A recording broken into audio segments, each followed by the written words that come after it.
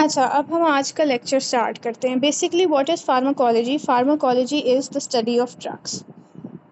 ठीक है, इसमें हमारे पास क्या होती हैं कि कुछ हमारे पास टर्म्स आ जाती हैं which make it easier to study the action of drugs and the action of body on drugs. सबसे पहली चीज़ जो आपके पास आती है ना, वो आपके पास आती है थेरेप्यूटिक डोज।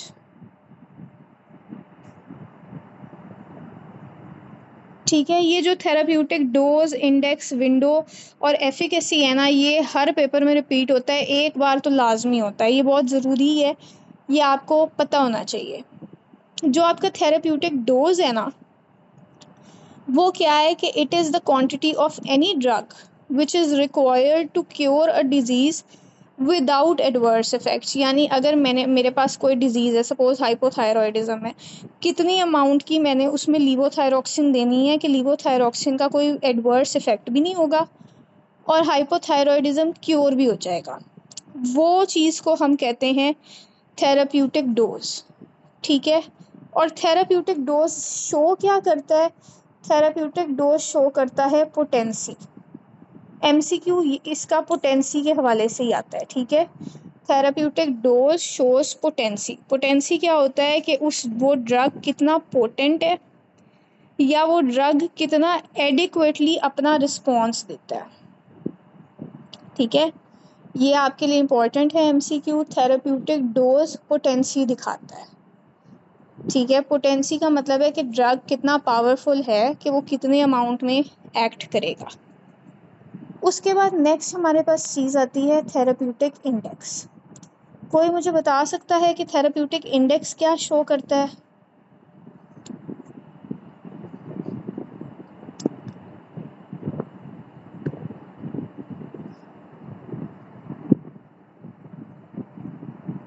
हाँ जी, थेराप्यूटिक इंडेक्स दिखाता है सेफ्टी ऑफ ड्रग। ये भी एमसीक्यू है, ये सारे ना एमसीक्यू हैं, तो ये आपने याद करने। और ये जनरल एमसीक्यूज़ हैं, तो ये हर फील्ड में आते हैं। ऐसा नहीं है कि किसी स्पेसिफिक फील्ड में आएंगे और बाकी में नहीं आएंगे। ठीक है, अब थेराप्यूटिक इंडेक्स होता क्या है? थेराप्यूटिक इंडेक्स बेसिकली होता है, एक रेंज होती है जिस रेंज में वो ड्रग सेफ़ है पेशेंट के लिए। अगर इस रेंज से बाहर निकल जाओ तो फिर वो ड्रग हार्म करता है पेशेंट को। तो इस इंडेक्स को हम कहते हैं थेराप्यूटिक इंडेक्स, और ये मेजर करता है ड्रग की सेफ्टी को। इसमें दो चीज़ें आती हैं। ठीक है, एक आता है LD50, यानी लीथल डोज। 50% कॉन्सेंट्रेशन पे वो कोई भी ड्रग कितना लीथल हो सकता है। ठीक है, ये जो टर्म्स है ना, ये एज सच पेपर में आती हैं स्टेटमेंट्स के अंदर, तो आपको ये पता होनी चाहिए कि इनका मतलब क्या है, ताकि आप क्वेश्चन की ना स्टेटमेंट को समझ सको। ये जो इंडेक्स, सेफ्टी, डोज, ये सारा कुछ है ना, ये बाकायदा सवाल आते हैं पेपर के अंदर। और ये जो LD है और ED है ना, ये पेपर के अंदर स्टेटमेंट्स में टर्म्स आती हैं। तो ये आपके लिए समझना ज़रूरी है कि जब उसने ED50 लिखा है तो उसका क्या मतलब है, जब उसने LD50 लिखा है तो उसका क्या मतलब है। LD का मतलब है लीथल डोज, यानी इतनी कंसंट्रेशन पर वो ड्रग जो है वो लीथल है।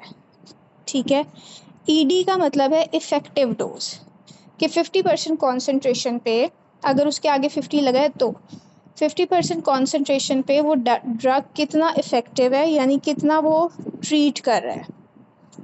ठीक है, यहाँ तक हमने दो चीज़ें की हैं। हमने किया है थेरेप्यूटिक डोज और थेरेप्यूटिक इंडेक्स। अब नेक्स्ट जो आपके पास चीज़ आती है ना, वो आती है थेरेप्यूटिक विंडो। कोई मुझे बता सकता है थेरेप्यूटिक विंडो क्या चीज़ शो करती है?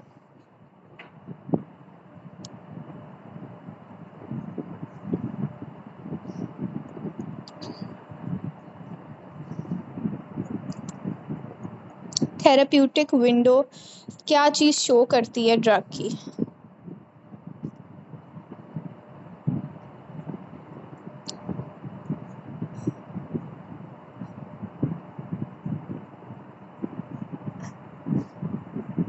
हाँ जी, रेंज ऑफ डोज। अच्छा, इसके लिए ना एक चीज़ ज़रूरी है। आंसर्स आप सबके सही हैं, टर्मिनोलॉजी आपने वो याद रखनी है जो CPSP में यूज़ होती है, क्योंकि CPSP अपनी टर्मिनोलॉजी जो है ना इन क्वेश्चंस की चेंज नहीं करता। हर दफ़ा सेम ही सवाल आता है, उसका सेम ही आंसर आता है। लेकिन ये हो जाता है कि कई दफ़ा ना वो आपको एक ही स्टेटमेंट में बस सिर्फ एक या दो वर्ड्स का डिफरेंट दे देगा।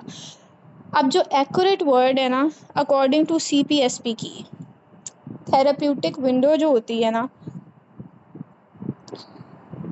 वो आपकी दिखाती है रेंज ऑफ डोज।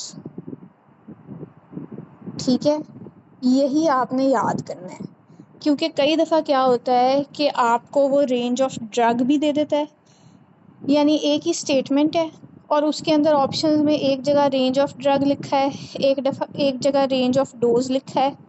ठीक है, इस तरह करके वो आपको कंफ्यूज करते हैं। तो यू मस्ट नो एग्जैक्टली कि हमने किस चीज़ को क्लिक करना है। ठीक है, तो बेटर ये है कि गो फॉर CPSP की, ताकि आप कंफ्यूज ना हो। तो अगर आपने याद करना है ना, तो आपको ये वर्ड याद होना चाहिए, रेंज ऑफ डोज, कि उस ड्रग का जो डोज हम देंगे ना, ड्रग भी नहीं, उसका डोज कि वो कितना होगा। अब बेसिकली थेराप्यूटिक विंडो होता क्या है? थेराप्यूटिक विंडो जो होता है ना, वो मेजर होता है क्लिनिकल ड्रग सेफ्टी का। ठीक है, इसका क्या मतलब है? इसका मतलब ये है कि मिनिमम डोज जितना हम उस पेशेंट को देंगे जिसमें उसका जो डिजीज़ है वो भी ट्रीट हो जाए और उसको कोई टॉक्सिसिटी भी ना हो, that is called therapeutic window. ठीक है, जो टर्म आपने इसके लिए याद करनी है, that is range of dose. अब फिर लास्टली जो हमारे पास चीज़ आती है ना, वो हमारे पास आती है इफ़ेक्टिवनेस। ठीक है, यानी एफिकेसी। एफिकेसी जो होती है ना, एफिकेसी कोई मुझे बता सकता है कि एफिकेसी क्या दिखाती है?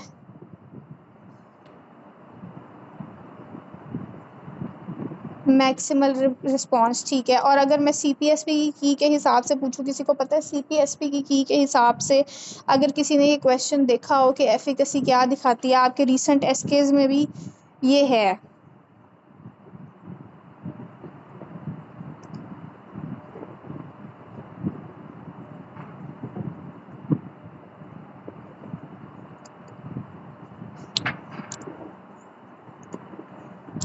अच्छा, एफिकेसी जो है ना, एफिकेसी दिखाती है इफेक्टिवनेस ऑफ डोज। ठीक है, ये जो टर्म्स है ना, अकॉर्डिंग टू CPSP की हैं, और आपने ये टर्म्स कोशिश करनी है कि एज इट इज़ याद करो। ठीक है, क्योंकि इनमें कभी कभी वो आपको कंफ्यूज करने के लिए यही टर्म्स बस डिफरेंट वर्ड्स के साथ दे देगा, ये वर्ड चेंज कर देगा, ये वर्ड चेंज कर देगा। तो do not get confused, try to memorise it. I think ये रीसेंट SKs में से SK 18 और 17 में तो इसके प्रॉपर ना एक्सप्लेनेशन के नीचे टेबल भी दी हुई है। ठीक है, और ये सवाल बहुत इंपॉर्टेंट है, जनरल फार्माकोलॉजी में से यही आते हैं क्वेश्चंस। ये चार चीज़ें, इनकी डेफिनेशन जो है ना, ये आती है। What is efficacy? एफिकेसी है मैक्सिमम रिस्पॉन्स जो एक ड्रग देता है, यानी वो ड्रग कितना पावरफुल है और मैक्सिमम कितना वो एक्ट कर सकता है, दैट इज़ एफिकेसी। ठीक है, और इसीलिए एफिकेसी दिखाती है इफ़ेक्टिवनेस ऑफ डोज, कि वो कितनी अच्छे से इफ़ेक्ट कर सकता है और कितनी उसकी पावर है। ठीक है, यहाँ तक हमने चार मेन चीज़ें की हैं। हमने डोज किया है, हमने इंडेक्स किया है, विंडो किया है और एफिकेसी की है। अब नेक्स्ट जो हमारे पास चीज़ है ना, वो है टेकीफाइलैक्सिस। जनरल फार्माकोलॉजी में से जितनी मैं आपको टर्म्स करा रही हूँ ना, इनके आपको मीनिंग पता होने चाहिए, क्योंकि ये सब क्वेश्चन आ जाते हैं पेपर में। ठीक है, टेकीफाइलैक्सिस बेसिकली क्या है कि it is rapid development of tolerance, acute tolerance कह लो। कि क्या होता है कि एक पेशेंट है, उसने एक ड्रग लिया है। ठीक है, कुछ टाइम बाद उसने दोबारा वो ड्रग लिया है, उसको वो ड्रग अफेक्ट नहीं करा। क्यों नहीं करा? क्योंकि टेकीफाइलैक्सिस हो गया है, उसने उस ड्रग की टॉलरेंस डेवलप कर ली है। ठीक है, इस चीज़ को हम टॉलरेंस कहते हैं। अब पेपर में इसका किस तरह से क्वेश्चन आता है? इस तरह से आता है कि they give you this exact statement. वो आपसे कहते हैं कि एक पेशेंट है, उसने एक स्पेसिफिक ड्रग लिया और नेक्स्ट टाइम उसको वो ड्रग इफेक्ट नहीं करा। तो कोई मुझे बता सकता है इसका क्या आंसर होगा? अगर मैं कहूँ कि एक पेशेंट ने एक ड्रग लिया है, नेक्स्ट टाइम उसको वो ड्रग ज़्यादा डोज में देना पड़ रहा है या उसको वो ड्रग अफेक्ट नहीं कर रहा, तो क्यों नहीं कर रहा?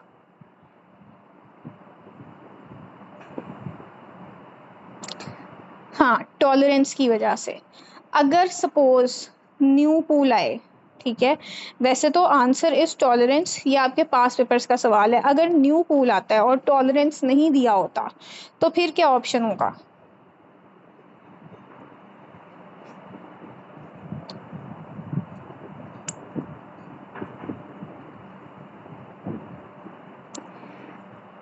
अच्छा, रेजिस्टेंस में और टेकीफाइलैक्सिस में एक डिफरेंस है। रेजिस्टेंस होती है कि आपने उसको दोबारा वो ड्रग दिया है, जितनी मर्जी कॉन्सेंट्रेशन में दे लो उसको फ़र्क नहीं पड़ेगा, वो रेजिस्टेंट हो गया है, वो एक डिफरेंट चीज़ है।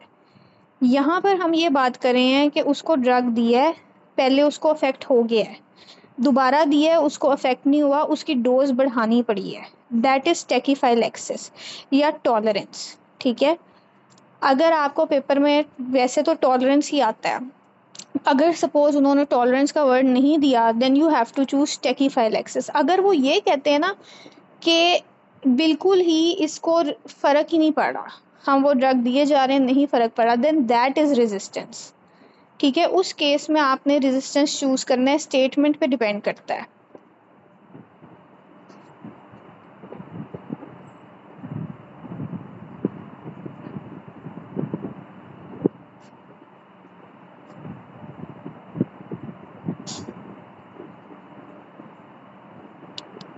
अच्छा, फिर नेक्स्ट हमारे पास एक चीज़ आती है which is dose response curve. ठीक है, इसको सिर्फ समझना ज़रूरी है कि ये क्या है।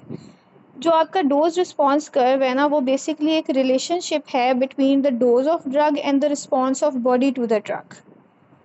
ठीक है, उस चीज़ को वो जो कर्व बनाता है उसको हम कहते हैं डोज रिस्पॉन्स कर्व। डोज क्या होती है कि द अमाउंट ऑफ ड्रग जो एडमिनिस्टर किया है हमने किसी भी डिजीज़ के लिए, और रिस्पॉन्स कि वो पेशेंट कितना उसको रिस्पॉन्स देता है। ठीक है, ये है डोज रिस्पॉन्स रिलेशनशिप। अब अगर तो ये कर्व स्टीप होगा ना, इसका मतलब है कि वो जो ड्रग है ना उसका बहुत अच्छा रिस्पॉन्स हो रहा है बॉडी पे। अगर ये कर्व फ्लैट होगा तो इसका मतलब है कि आइदर रेजिस्टेंस है, आइदर वो ड्रग जो है ना बॉडी उसको रिस्पॉन्ड ही नहीं कर रही। बस ये सिर्फ एक सिंपल कॉन्सेप्ट है, आपको कॉन्सेप्ट पता होना चाहिए कि डोज रिस्पॉन्स कर्व होता क्या है। और अगर ये स्टीप होता है तो इट मीन्स गुड। ठीक है, और अगर ये फ्लैट होता है तो then what does it mean? ठीक है, देन इट मीन्स कि the body is not responding to the drug.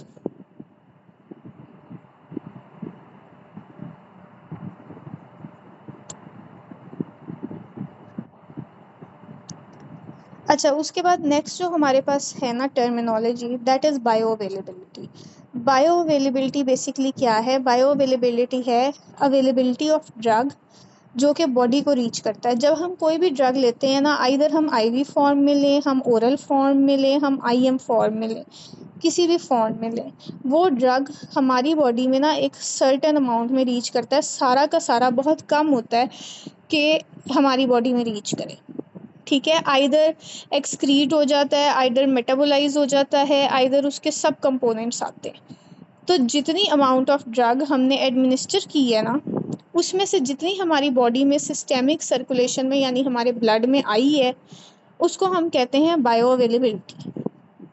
ठीक है, फिर आगे उन्होंने एग्जांपल दी है कि अगर 100 mg आपने ड्रग एडमिनिस्टर किया है ओरली तो 70 mg उसमें से एब्जॉर्ब होगा, तो आपकी जो बायो अवेलेबिलिटी होगी दैट विल बी 0.7। ठीक है, तो that is called bio availability. Bio availability भी आपको एक कॉन्सेप्ट पता होना चाहिए कि व्हाट इज़ बायो अवेलेबिलिटी।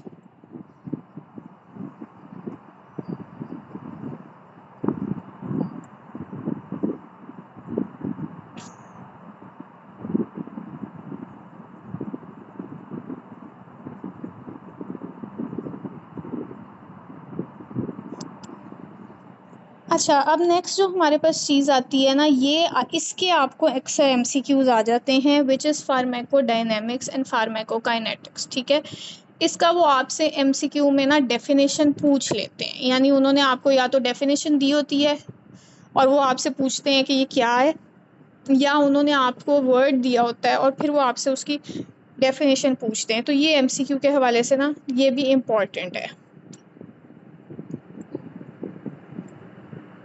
अच्छा, कोई मुझे बता सकता है कि फार्माकोकाइनेटिक्स क्या है?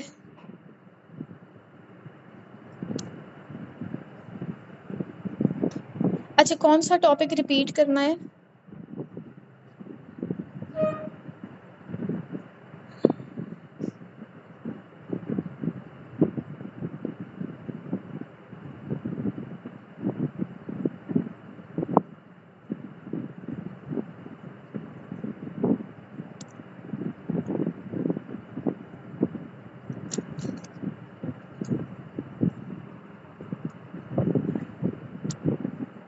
हाँ, फार्माकोकाइनेटिक्स है action of body on drug, ठीक है, और फार्माकोडायनेमिक्स है ड्रग का एक्शन बॉडी पे, ठीक है। डॉक्टर ज़ारा, कौन सा टॉपिक आप चाह रहे हैं कि रिपीट हो जाए, वो मुझे बता दें, मैं रिपीट कर दूँगी। टेकीफाइलैक्सिस वाला। अच्छा, टेकीफाइलैक्सिस बेसिकली क्या होता है कि टॉलरेंस हो जाती है हमें एक ड्रग की, और एक्यूट टॉलरेंस होती है। एक तो होता है ना कि एक बंदा बहुत सालों से एक ड्रग ले रहा है, ठीक है, और बहुत साल बाद क्या हुआ है कि अब उसको वो ड्रग अफेक्ट ही नहीं करता। जैसे हम कहते हैं कि हम पैनाडोल हम बचपन से ले रहे हैं, अब सवेयर पेन होती है तो पैनाडोल उतना कंट्रोल नहीं करती हमारी पेन को, we need to take stronger pain killers, ठीक है, that is chronic tolerance.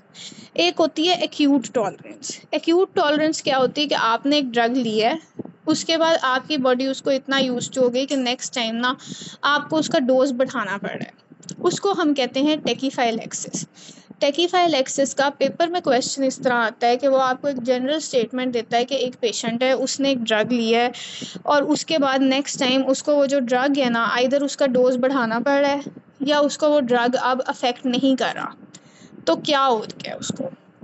Normally वो आपको पेपर में इसका ऑप्शन टॉलरेंस ही देते हैं, बट सपोज़ अगर वो टॉलरेंस ना ऑप्शन में दें तो second best option is tachyphylaxis, ठीक है, that is called tachyphylaxis which is acute response, ठीक है, टॉलरेंस का।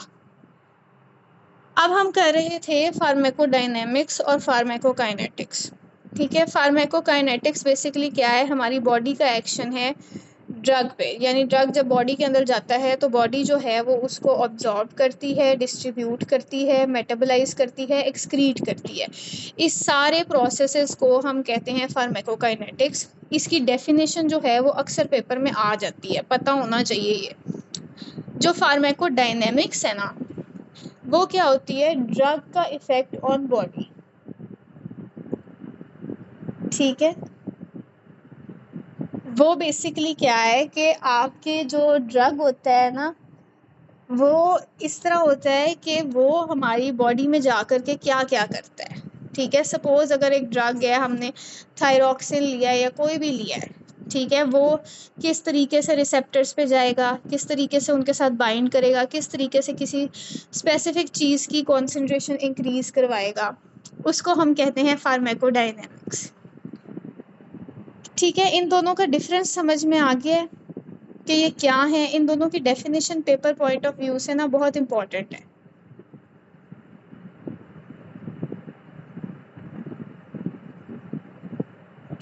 अच्छा, फार्माकोलॉजी बेसिकली ना रट्टा है, ठीक है। मेरी सिर्फ इतनी ट्राई है कि मैं आपको ये साथ-साथ बता दूँ कि क्या-क्या चीज़ है जो आपने याद करनी है। याद आपने खुद ही करनी है, लेकिन अगर आपको ये चीज़ पता होगी ना कि हमने क्या-क्या चीज़ याद करनी है, आपका टाइम बचेगा। स्पेशली जिनका नवंबर में अब अटेम्प्ट है ना, उनके लिए पॉसिबल नहीं है कि वो एक-एक चीज़ को स्पेसिफिकली याद करें। तो अगर आपको ये चीज़ पता है ना कि पेपर में क्या चीज़ ज़्यादा रिपीट होती है, आप उस पे फ़ोकस करोगे, एटलीस्ट आपका जो 75% पेपर है ना, वो क्लियर हो जाएगा। बाकी अगर किसी ने न्यू पूल के लिए नई चीज़ें पढ़नी है, तो या तो नसीम शहज़ाद से पढ़ लो, उसमें थ्योरी बहुत अच्छी दी हुई है, ठीक है, या फिर डबल ए के पॉइंट्स कर लो अगर आपके पास टाइम कम है। अगर you have ample time, then go for double A के क्वेश्चंस, क्योंकि वो बहुत ज़्यादा हैं। वो अगर डेली के 100-200 आप लोग करोगे ना, तो वो आपके हो जाएंगे। अच्छा, फिर नेक्स्ट हमारे पास चीज़ आती है काइनेटिक क्लियरेंस, ठीक है। जैसे हमने फार्माकोकाइनेटिक्स पढ़ा था ना, उसी तरह काइनेटिक क्लियरेंस बेसिकली क्या है कि हमारी बॉडी किस तरीके से किसी भी ड्रग को एलिमिनेट करवाती है, उसको हम कहते हैं काइनेटिक क्लियरेंस। ये जो फर्स्ट ऑर्डर और ज़ीरो ऑर्डर काइनेटिक्स है ना, ये आपके लिए इम्पॉर्टेंट है कि आपको इसका मतलब पता होना चाहिए। अक्सर वो पेपर के स्टेटमेंट में ना ये दे देते हैं, ठीक है, तो आपको उसका मतलब पता होगा तो आपको स्टेटमेंट समझ आएगा, ठीक है।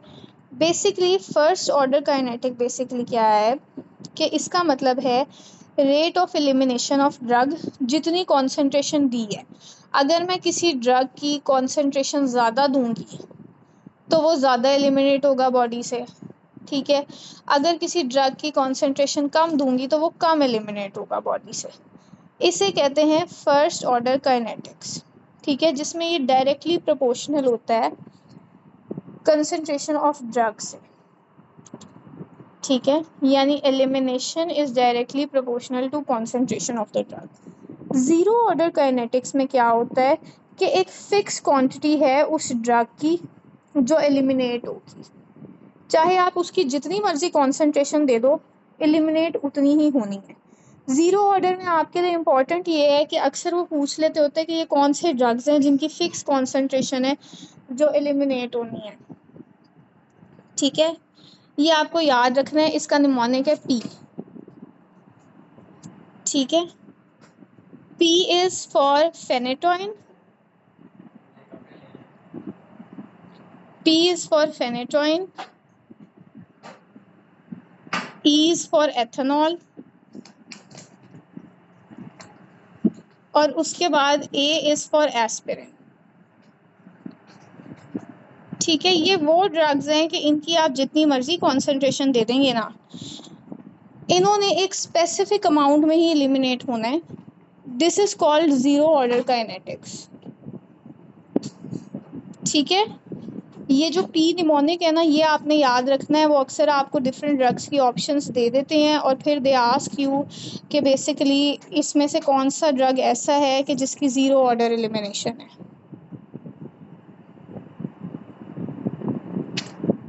ठीक है। यहाँ तक सबको समझ आ गया काइनेटिक्स ऑफ एलिमिनेशन क्या है, फर्स्ट ऑर्डर काइनेटिक क्या है, ज़ीरो ऑर्डर काइनेटिक क्या है।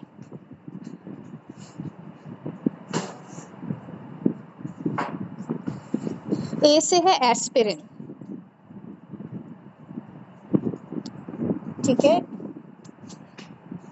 फेनेटोइन, एथेनॉल और एस्पिरिन, ये वो ड्रग्स हैं कि जितना मर्जी इनकी कॉन्सेंट्रेशन दे दो, डबल डोज दे दो, ट्रिपल डोज दे दो, इवन क्वाड्रुपल डोज दे दो, जितना इसकी बॉडी में अमाउंट एक फिक्स्ड है ना एलिमिनेट होने वाली, उतनी ही एलिमिनेट होगी, ठीक है।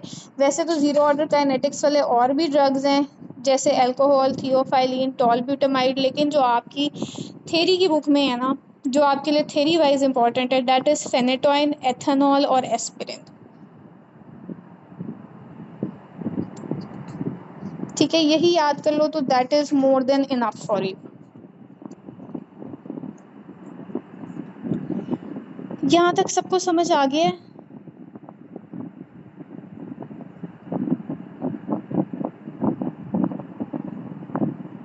सब क्लियर है यहाँ तक? अच्छा, तो फिर अब हम ना एक दफ़ा हमारी टर्मिनोलॉजीज़ रिवाइज कर लेते हैं, क्योंकि टर्मिनोलॉजीज़ अब हमारी एंड हो चुकी हैं। मुझे कोई बता सकता है कि थेराप्यूटिक डोज क्या शो करता है?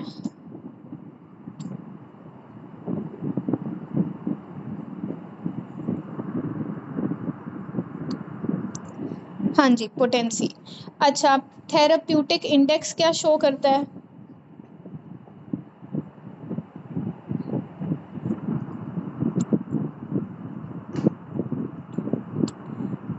ठीक है, सेफ्टी। और थेराप्यूटिक विंडो क्या शो करता है?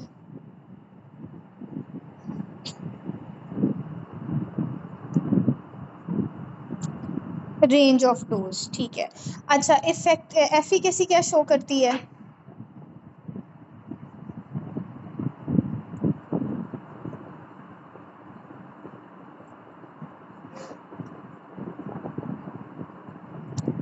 हाँ जी, इफ़ेक्टिवनेस।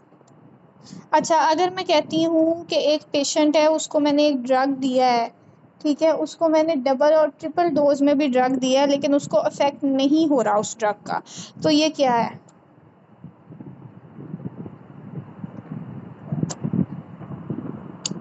स्टेटमेंट बहुत गौर से सुनना है। मैंने एक पेशेंट को एक ड्रग दिया है, पहली दफ़ा ही दिया है, इससे पहले नहीं दिया, डबल ट्रिपल डोज में दिया है लेकिन उसको अफेक्ट ही नहीं हो रहा।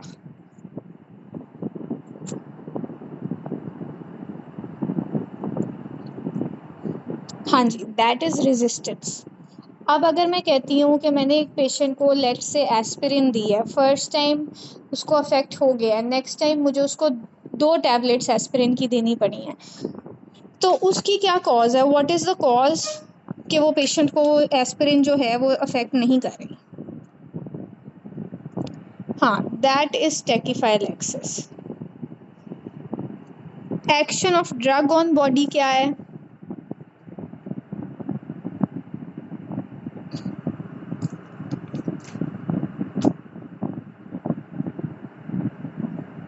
हाँ, डायनेमिक्स। और action of body on drug?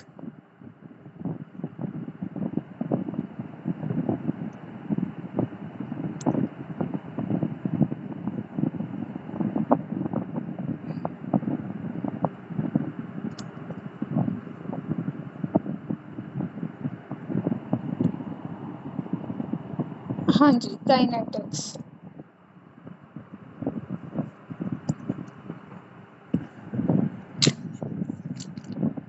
अच्छा, अब हम आगे चलते हैं।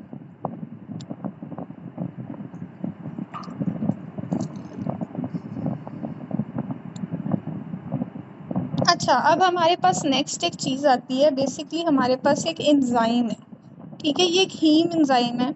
हीम एंजाइम बेसिकली एक स्पेशल ग्रुप ऑफ एंजाइम्स होते हैं जो एक स्पेशल फैमिली से होते हैं, जो हमारी बॉडी में डिफरेंट रिएक्शंस करते हैं। अब हमने पढ़ा ना कि हमने ड्रग इंजेस्ट किया है, अब वो ड्रग इंजेस्ट तो कर लिया, अब बॉडी में उसका जाके क्या होगा? तो बेसिकली उसके लिए आपके पास एक एंजाइम होता है विच इज़ साइटोक्रोम P450, ठीक है। ये एक ड्रग मेटाबोलाइजिंग एंजाइम है जो हमारी बॉडी में जब हम ड्रग इंजेस्ट करते हैं ना, तो ये क्या करता है कि ये उस ड्रग की हाइड्रोक्सिलेशन करवाता है, ठीक है। बेसिकली ये जो एंजाइम होता है ना, ये आपके SCR में प्रेजेंट होता है। ये जो मैं आपको पॉइंट्स बताऊंगी ना, ये इसके MCQ पॉइंट्स हैं, ये आपने याद करने हैं, यही इंपॉर्टेंट है इस एंजाइम के हवाले से, ठीक है। साइटोक्रोम P450 जो होता है वो SCR में प्रेजेंट होता है इन द ह्यूमन लिवर। इसका क्या काम है कि इसने ड्रग को मेटाबोलाइज कराना है, ठीक है। मेटाबोलाइज कराने के बाद जो इसके ड्रग के एक्टिव मेटाबोलाइट्स होते हैं ना, वो हमारी बॉडी में डिफरेंट डिफरेंट जगह पे जा कर के ना फिर एक्ट करते हैं, ठीक है। अब ये जो एंजाइम है ना, कुछ ड्रग्स होते हैं जो इसकी एक्टिविटी को एनहेंस करते हैं यानी इंड्यूस करते हैं, कुछ ड्रग्स होते हैं जो इसकी एक्टिविटी को डिक्रीज करते हैं यानी इनहिबिट करते हैं, ठीक है। साइटोक्रोम P450 बेसिकली एंजाइम है जो कि लिवर की SCR के अंदर होता है और ड्रग्स की मेटाबोलाइजेशन करवाता है। कुछ ड्रग्स होते हैं जो इनको इन्हेंस करते हैं और कुछ होते हैं जो इसको मेटाबोलाइज करते हैं। जो इन्हेंस करते हैं ना, उनको हम कहते हैं इंड्यूसर, ठीक है। इंड्यूसर में आपके पास 3 टाइप के ड्रग्स हैं जो आपके कोर्स में दिए हुए हैं, फिनोबार्बिटॉल, डेक्सामेथासोन और रिफेम्पिसिन, ठीक है। PDR ये आपकी नसीम शहजाद पे भी लिखे हुए हैं, तो if you want to memorise आप वहाँ से मेमोराइज कर सकते हो। और जो इनहिबिटर्स हैं ना, वो आपके पास निमोनिक है, आईकोक, ठीक है, that is isoniazid, cimetidine, omeprazole, ketoconazole, erythromycin, ठीक है। ये आपकी नसीम शहजाद में लिखे हुए हैं, आप वहाँ से इनको याद कर सकते हो। बेसिक आपको जो कॉन्सेप्ट पता होना चाहिए ना, वो आपको पता होना चाहिए कि साइटोक्रोम P450 क्या है, इसका फंक्शन क्या है, ये कहाँ पे मौजूद होता है, ठीक है। अब उसके बाद एक और प्रोसेस आता है ड्रग्स के हवाले से which is first pass metabolism. What is first pass metabolism? First pass metabolism basically phenomena होता है ड्रग मेटाबॉलिज्म का, जहाँ पर एक कॉन्सेंट्रेशन ऑफ ड्रग स्पेशली अगर ओरली दी है ना, तो उसमें से कितनी ज़्यादा आपकी बॉडी में सिस्टेमिक सर्कुलेशन में जाएगी। मतलब हमने बेसिकली पढ़ा है ना कि जो हमारे ड्रग्स हैं उनकी डिफरेंट रूट्स होती हैं। आईएम होती है, आईवी होती है, सबलिंगुअल होती है, ओरल होती है, ठीक है। इवन के पर रेक्टल भी देते हैं कुछ ड्रग्स। अब इन सारी रूट्स में से कौन सी सब रूट्स में कुछ ना कुछ क्वांटिटी ड्रग की ना ज़ाया होती है, तो उसको हम कहते हैं फर्स्ट पास मेटाबॉलिज्म। के जो हमने ड्रग एडमिनिस्टर किया है ना, फर्स्टली कितना वो जो ड्रग है वो बाईपास करता है हमारी रूट्स को, ठीक है। अच्छा, अब बेसिकली क्या है कि इसका एक ऑर्डर है। पेपर में फर्स्ट पास मेटाबॉलिज्म के सवाल बहुत ज़्यादा आते हैं, लेकिन वो आते किस तरीके से हैं कि वो अक्सर आपको पूछ लेता है कि हमने एक ड्रग देना है, हम उसकी मैक्सिमम एब्जॉर्प्शन किस रूट से करवाएंगे। कोई मुझे बता सकता है कि हम अगर एक ड्रग देते हैं उसकी मैक्सिमम एब्जॉर्प्शन किस रूट से होगी? हाँ, आईवी से।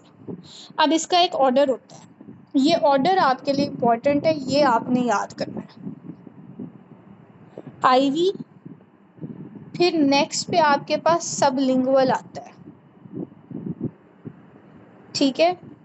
उसके बाद आईएम आता है और फिर आपके पास पर रेक्टल आता है। सबसे ज़्यादा फर्स्ट पास मेटाबॉलिज्म होता है ओरल ड्रग्स का। ओरल ड्रग्स सबसे ज़्यादा वेस्ट होते हैं, ठीक है। सबसे कम जो होता है वो आईवी का, फिर सबलिंगुअल का, फिर आईएम का और फिर पर रेक्टल ड्रग का, ठीक है। ये ऑर्डर पेपर के लिए इम्पॉर्टेंट है। फर्स्ट पास मेटाबॉलिज्म का ना डायरेक्ट सवाल नहीं आता, ज़्यादातर इसी तरीके से आता है कि वो आपसे बेसिकली पूछ लेते हैं कि हमने ये वाला ड्रग एडमिनिस्टर करना है, तो इसकी बेस्ट पॉसिबल रूट क्या है। तो आपको ये ऑर्डर बस याद होना चाहिए।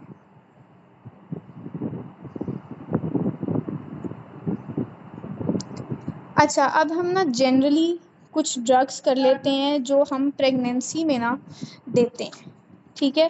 ड्रग्स के हवाले से मैंने आपको बताया था कि थोड़ा सा ना हमारा फार्माकोलॉजी हैज़र्ड होगी, because we will only be doing वो ड्रग्स जो इम्पॉर्टेंट है।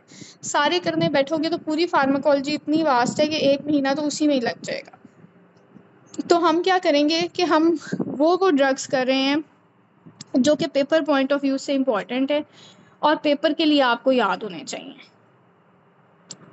ठीक है। अब उसमें हमारे पास एक चीज़ आती है कि प्रेगनेंसी में ना बहुत से ऐसे ड्रग्स होते हैं जो हम देते हैं पेशेंट को, ठीक है, और स्पेसिफिक चीज़ों में देते हैं।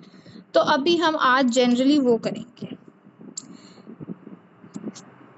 अच्छा, सबसे पहले तो मैं आपसे पूछूंगी, जहाँ ना समझ आए वहाँ मैं आपको बता दूँ।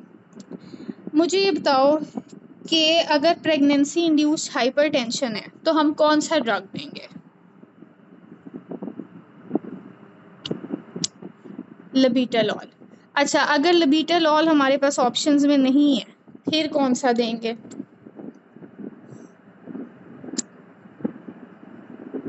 बिल्कुल ठीक है। अच्छा, अब एक क्वेश्चन है, एक पेशेंट हाइपरटेंसिव क्राइसिस में आई है प्रेगनेंसी में, उसको कौन सा ड्रग देना है?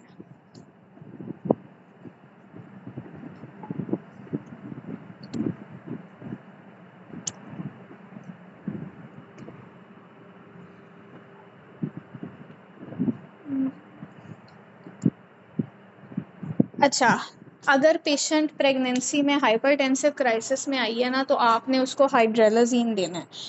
मैग्नीशियम सल्फेट जो होता है ना, वो हम देंगे सिर्फ एक्लेम्पसिया के केस में, और एक्लेम्पसिया में उसको फिट्स होते हैं। वो आपको स्पेसिफिकली अगर नहीं भी बताता ना कि जी इसको एक्लेम्पसिया है, तो आपने वहाँ पे देखना है कि वो सीजर्स की बात करेगा, सीजर्स, फिट्स।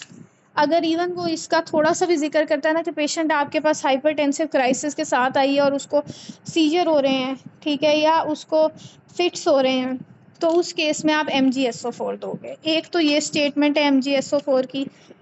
दूसरी जो स्टेटमेंट है ना, वो बेसिकली है कि अगर वो आपको कहता है कि हमारे पास एक प्रेग्नेंट पेशेंट आई है with history of seizure and fits, now we want to prevent her seizures for next pregnancy या फर्दर कंटिन्यूएशन ऑफ प्रेगनेंसी, उस केस में भी आप MgSO4 दोगे। ये डिफरेंस समझ में आ गया है। अगर खाली प्रेगनेंसी इंड्यूस्ड हाइपरटेंशन है या हाइपरटेंशन इन प्रेगनेंसी है तो लबीटालॉल या मिथाइल डोपा। अगर हाइपरटेंसिव क्राइसिस है, ठीक है, 180 से भी ऊपर ब्लड प्रेशर है, 110 से भी ऊपर ब्लड प्रेशर है, उस केस में आप उसको हाइड्रेलजीन दोगे, वो भी IV। और अगर उसको सीजर्स हैं तो फिर आप MgSO4 दोगे, ठीक है। कोई मुझे बता सकता है एक्टोपिक प्रेगनेंसी के लिए कौन सा ड्रग देते हैं हम?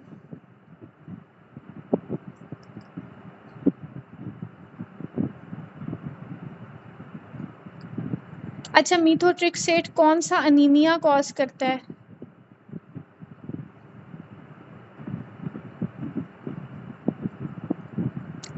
हाँ जी, फोलेट डेफिशिएंसी एनीमिया कॉज करता है, ठीक है। मीथोट्रिक्सेट का अलग से ये भी सवाल आता है कि वो कौन सा एनीमिया कॉज करता है।